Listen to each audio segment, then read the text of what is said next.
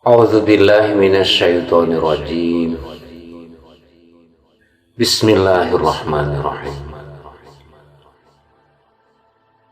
Assalamualaikum warahmatullahi wabarakatuh. Segala puji, wujud sehat, selamat, itu adalah bukti pemberian Allah, datang dari miliknya Allah untuk kita. Semoga kita bertemu Rasul dan bertemu Allah dalam ridho, dan semoga rahmat serta keselamatan dicurah limpahkan selalu kepada Muhammad Sallallahu Alaihi Wasallam. Kali ini kita akan mencoba mengkaji tentang perkara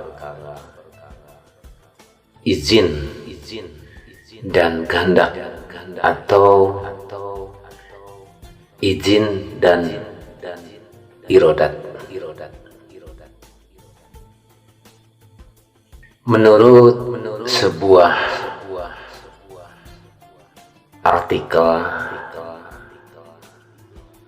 ada sebuah pernyataan di sana bahwa izin itu bukan berarti irodat. Izin itu bukan berarti kehendak. Itu maksudnya. Sebaliknya, jadi pertanyaan, apakah setiap kehendak itu izin?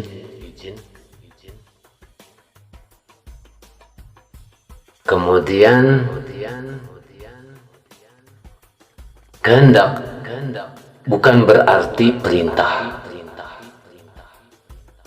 Kemudian ada lagi sebuah artikel, perintah bukan berarti kehendak. Oke, seputar itu pengkajian kali ini. Bismillahirrahmanirrahim. Sebelumnya saya minta maaf atas segala kebodohan saya. Tetapi dalam kebodohan ini saya memohon ma'iyah selalu kepada Allah untuk memberikan ta'lim lebih tafsil lagi terhadap perkara ini. Mari kita kupas. Bismillahirrahmanirrahim.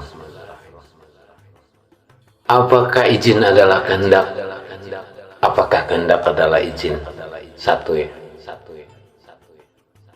Tidak ada izin kecuali ia keluar dari sebuah kehendak. Jadi kesimpulan ini bisa dinyatakan bahwa tidak mungkin suatu izin lebih awal adanya dari kehendak. Ini terkait kepada Allah. Izin yang turun dari Allah pasti datang dari kehendaknya.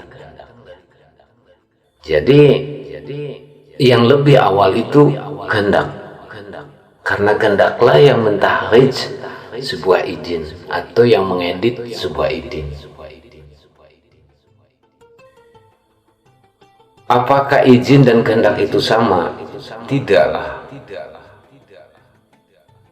Tetapi izin itu dimanuver oleh kehendak.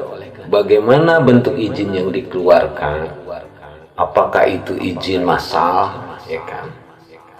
Apakah berupa izin yang spesial yang ditujukan kepada individual atau ditujukan kepada suatu lokal atau nasional bahkan internasional. Jadi izin itu banyak modelnya, sehingga kehendaklah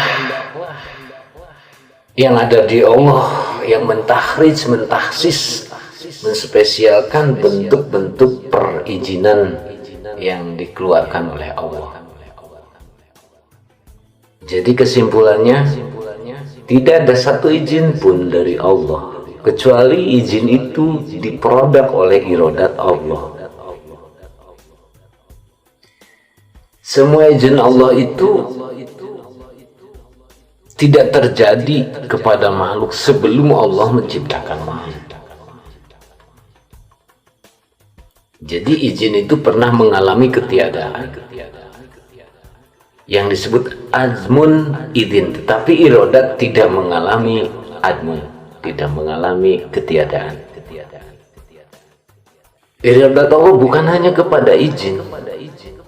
Dalam fungsionalitasnya iradat tidak hanya kepada izin, bahkan terjadinya satu keriduan pun itu berasal dari tahsisnya iradat, editan iradat itu sendiri. Keikhlasan pun editan dari iradat itu sendiri. Jadi cukup tiga aja kita mengerti yang keluar dari iradat Allah itu izin, ikhlas, dan ridho.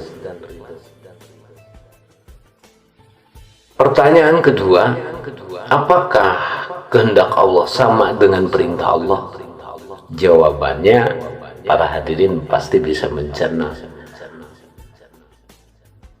Perintah itu ya bedalah dengan kehendak.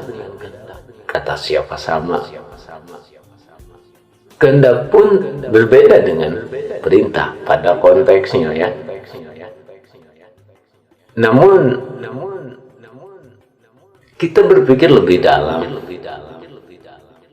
Apakah ada satu perintah atau satu larangan yang keluar bukan dari kehendak? Perintah pun itu wujud tahsis.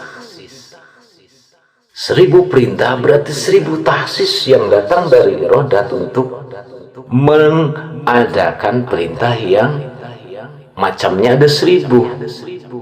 Kemudian larangan pun demikian. Bahkan kalau kita lebih dalam lagi, saudara, satu iman, di mana ada satu ulama arifin mengatakan bahwa Al-Quran itu dapat dibagi menjadi 9 anasir, di mana satu adalah perintah, kedua larangan, ketiga ikhbar atau kabar, keempat imsal perumpamaan, kelima perjanjian, keenam ancaman, ketujuh tentang hukum, kedelapan tentang nasah mansuh, kesembilan tentang doa, zikir. Nah, 9 aspek itu kalau kita lihat lebih dalam, itu datang dari 9 tahsis berarti. Tahsis yang diciptakan oleh iradat itu sendiri. Cukup demikian, kita kembali kepada perintah.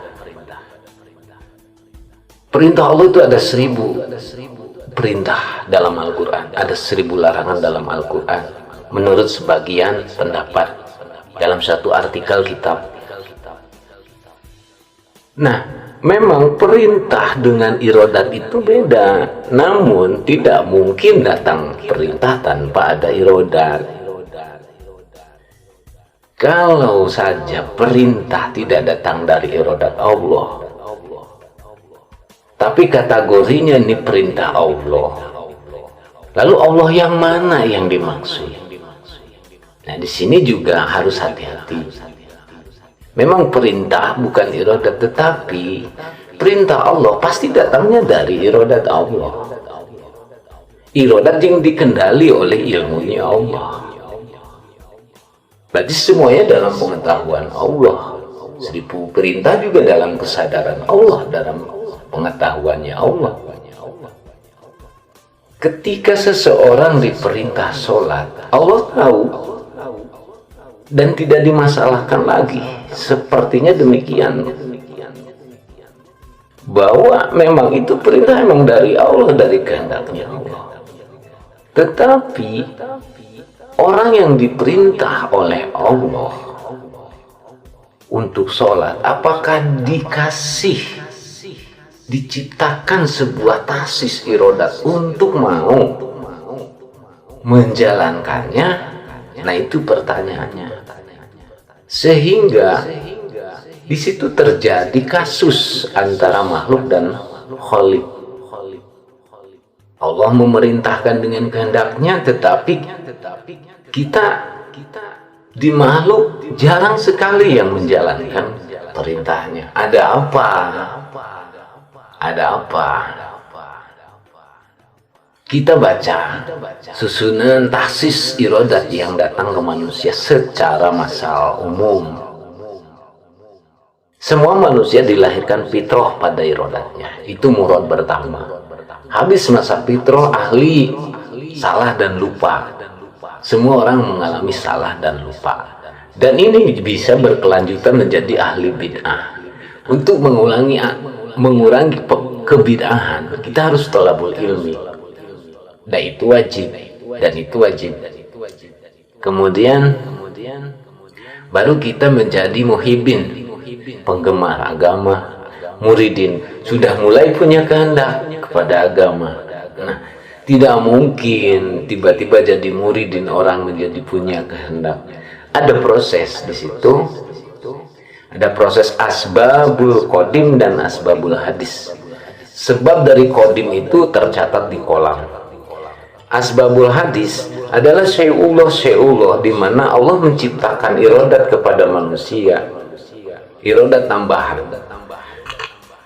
Emang di Quran tidak ada konteks yang menyatakan Allah menciptakan iradat di manusia, tidak.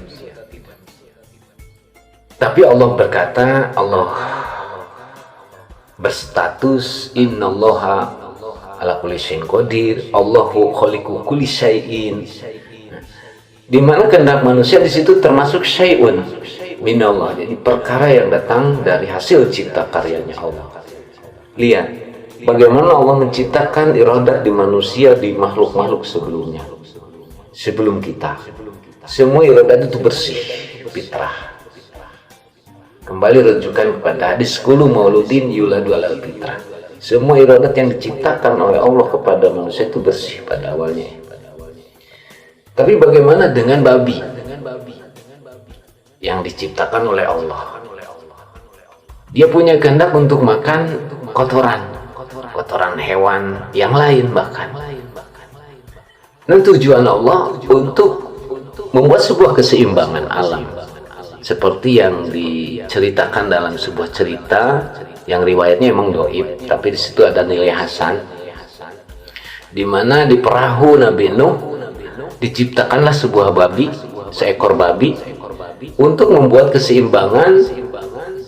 Ada kotoran-kotoran di perahu Nabi Nuh menjadi bersih oleh babi. Takdir dari tahsis irodat untuk babi itu memang jelek sekali, tetapi tujuannya baik. Tidak ada kejelekan di Allah, karena di situ termasuk Nasrullah, menolong Nabi Nuh dan 80 orang yang ada di kapal Nabi Nuh.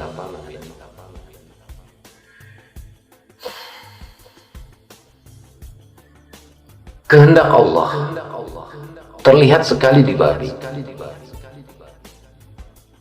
bahwa Allah punya kehendak yang diimplementasikan ke babi untuk membersihkan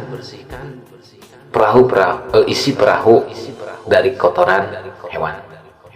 Tetapi Allah tidak memerintahkan babi untuk membersihkan. Karena Allah sudah mengedit irodat ke arah tersebut sesuai keinginan manusia yang ada di kapal tersebut. Di situ hubungan harmonis antara kehendak manusia berupa doa yang ditujukan kepada Allah, lalu Allah menciptakan babi di kapal. Terjadilah keseimbangan. Di situ gambaran izin Allah tanpa perintah. Seperti itu. Ada juga amar doa di mana Nabi Nuh berdoa kepada Allah untuk menolong dari keadaan yang membahayakan di kapal. Kemudian ketika Allah menciptakan kehendak pada manusia, di mana manusia diberi kehendak hasil ciptanya Allah, itu fitrah pada awalnya. Setelah kehendaknya dikenalkan melalui indera ke lingkungan, maka komentar Muhammad beda. Seseorang yang lahir fitrah di lingkungan Yahudi biasanya akan jadi Yahudi. Kalau di lingkungan Nasrani akan jadi Nasrani. Maka ada hadis menyatakan bahwa jadi Yahudi seseorang itu karena orang tuanya. Kemudian jadi Nasrani seseorang itu juga karena pengaruh ideologi orang tuanya. Jadi Muslim juga sama. Jadi orang liberal jadi orang kapital semuanya karena pengaruh lingkungan. Allah sudah mengatakan robahnya seseorang itu karena pengaruh kaumnya. Innallaha la yughayyiru ma biqaumin. Allah tidak merubah satu kaum, baik kaum kapital yang tadinya padahal fitrah menjadi kapitalis. Itu karena kaumnya dengan ideologinya maksudnya. Lebih mengkerucut lagi, kita tahu tentang perintah Allah. Mungkin sholat diantaranya, zakat, puasa, haji, syahadat. Itu perintah Allah. Nah, apakah kita sendiri sekarang yang notabene Islam, Muslim lah, kita sedang belajar menjadi seorang Muslim. Karena kalau kita mengaku Muslim mungkin tidak terlalu cukup, kecuali para nabi ya, dengan jaminan tertentu. Kita hanya belajar dan diwajibkan untuk belajar. Semoga Allah memaklumi ini dan terus memberikan ma'iyah, membimbing kita ke arah yang diharapkan agama dan aturannya sendiri. Kemudian kita melihat perintah dalam hati. Sholat ini wajib. Tetapi kita belum di area sholat.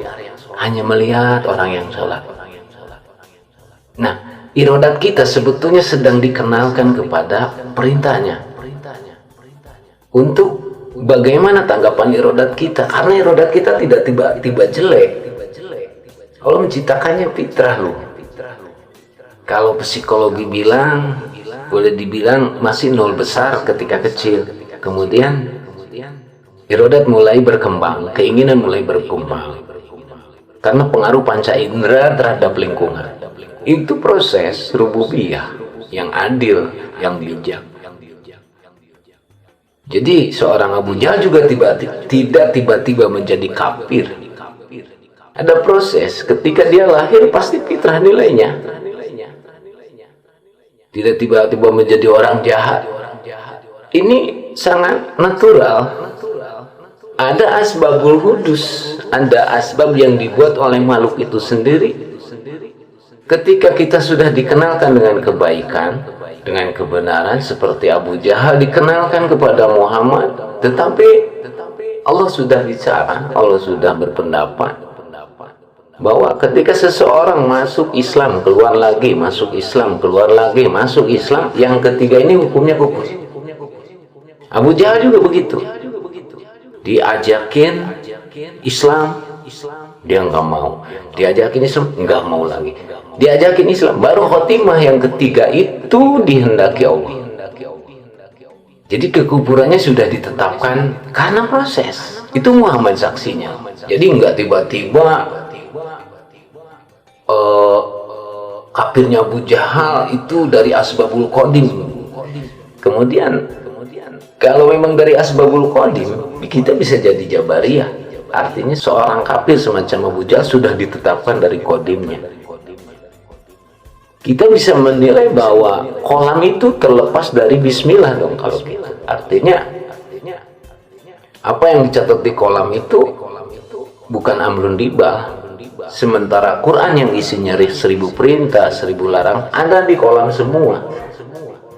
Semua yang dicatat di kolam itu awalnya Bismillahirrahmanirrahim. Jadi semuanya amrun ribah, perkara-perkara baik. Adapun makhluk melakukan kejahatan, melakukan ketidakbenaran itu karena memang tadinya dikasih irodat. Allah menciptakan irodat, kemudian berkembang kehendaknya. Dan Allah melihat, menyaksikan hal itu. Kemudian Allah melayani juga kehendaknya. Dan Allah memberikan pelayanan disesuaikan, sesuai peradilan, pembijakannya Allah sendiri dalam hak prerogatifnya Allah.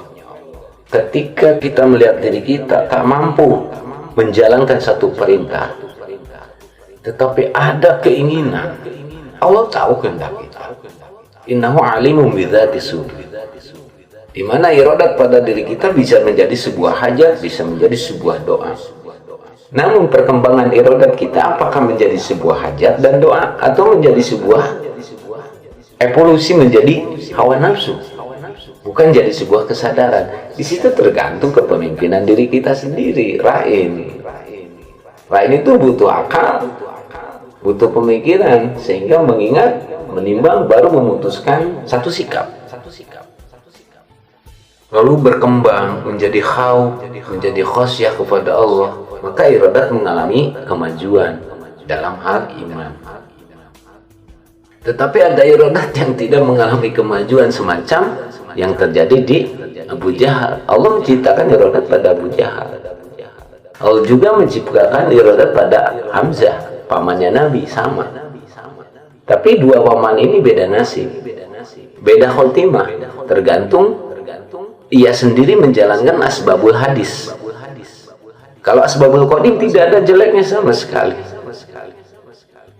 Kita jangan suudon mempersamakan kehendak kita dengan kehendak Allah. Tidak, beda derajatnya. Di Allah tidak ada khauf dan khosyah terhadap makhluk. Di kita ada hak khauf, takut, khosyah, takut kepada Allah. Jadi ketika seseorang melihat dirinya belum mampu menjalankan kehendaknya terhadap perintah Allah, ya kita kembali ke diri, kepada kehendak. Ada si kemauan atau tidak ada? Gitu. Jadi jangan dulu mengkolaborasikan tiba-tiba kafirnya ini dihendaki Allah, maksiatnya ini dikehendaki Allah. Kata siapa? Kehendak Allah tidak jelek sama sekali, tidak kehilangan husna. Allah itu zatul husna, sifatnya juga husna, asmanya juga husna, derajatnya juga husna. Memandang ke arah situ, kita juga harus lebih hati-hati. Kita harus punya khauf dan khosyah, ada takut. Bukan menonjolkan sebuah kepandaian bicara, tapi di sini ketakutan, takut melebihi bukti yang ada di Allah itu sendiri. Melihat diri kita jauh dari perintah, kita sadar. Tetapi ada yang berlanjut untuk masuk ke area aturan perintah Allah. Tetapi kita ketika menjalankan perintahnya, kita juga punya khauf, takut su'ul khotimah, dan berkembang lebih hati-hati, lebih ihtiyat. Ini lebih protektif, di mana akan menjadi seorang muslim yang internalis, yang dalam, bukan yang putar-putar di luar gitu. Apakah kita sudah melihat bahwa kita sudah berijtihad dengan perintahnya? Tentu tidak. Cuma berjuang untuk bersatu. Iradat kita bersatu dengan perintahnya. Di mana di perintahnya Allah itu ada ijtihad dengan iradat Allahnya. Jadi setiap perintah Allah itu itihad dengan irodatnya. Walaupun irodat bukan perintah, tetapi tidak ada satu perintah Allah pun yang tidak itihad dengan irodatnya Allah. Semuanya bersatu. Karena datang dari Allah. Kalau perintah Allah kemudian datang dari manusia, yaitu bukan perintah Allah. Tapi mungkin manusia mengkopi perintah Allah untuk manusia lagi. Perintah Allah yang datang itu tidak bersuara, tidak beraksara. Yang bisa menerjemahkan hanya Jibril, kemudian ditransfer ke Muhammad, baru diberitakan, ditulis oleh Zaid bin Sabit menjadi Quran Utsmaniyah.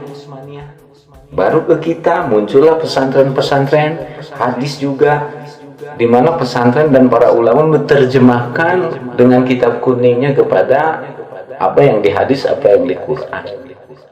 Begitu prosesnya kan. Saya sendiri bukan membela akal saya, bukan membela nafsu saya, karena di sini ada takut. Mungkin semua mukmin juga ada. Jadi muncul kehati-hatian. Kita melihat diri kita, apakah sudah di irodat Allah, apa di perintah Allah. Kalau di irodat Allah, saya melihat irodat yang ada di dalam diri saya juga datang dari Allah, tetapi fitrah asalnya kan netral. Kemudian irodat ini dikenalkan melalui indera ke lingkungan, baru terjadi perkembangan irodat. Salah satunya kita dikenalkan dengan perintah Allah, yang di dalam perintah itu ada itihad, ada nilai kesatuan dengan irodat Allah. Di situ ada hubungan qadim al hadis, hadis al hadis, hadis ala qadim lagi. Jadi terjadi sebuah alhamdu yang nantinya kelillahi rabbil alamin menjadi sebuah Fatihah, keterbukaan Allah. Di situ juga tertuntut kita untuk iftitah, terbuka kepada Allah dalam tawajuh. Dalam tawajuh terjadilah pengesahan untuk sholat, karena iftitahnya demikian. La sholata illa bil Fatihah, la dzikra illa bil Fatihah. Dzikir itu sholat, maka tidak ada dzikir sah kecuali dengan iftitah atau Fatihah. Keterbukaan hati dalam mema'bud Allah. Jadi kita melihat ke dalam diri. Jangan melihat ke Abu Jahal, jangan melihat ke kekafiran orang lain. Mari kita takutkan barangkali secara introspektif, apakah saya masih kufur atau musyrik, ya kan? Atau masih banyak dosa? Kita tak peduli siapa Abu Jahal, dikehendaki Allah atau enggak. Tak peduli. Lihat diri sendiri, apakah kita sudah dalam kehendak? Baru berpikir, apakah kehendak ini sudah kenal kepada perintah? Yang kedua, apakah setiap perintah Allah itihad kepada Allahnya, kepada irodatnya? Harus tiga hal itu sudah masuk, maka di situ udah masuk ke area internal dalam urusan akidah ya.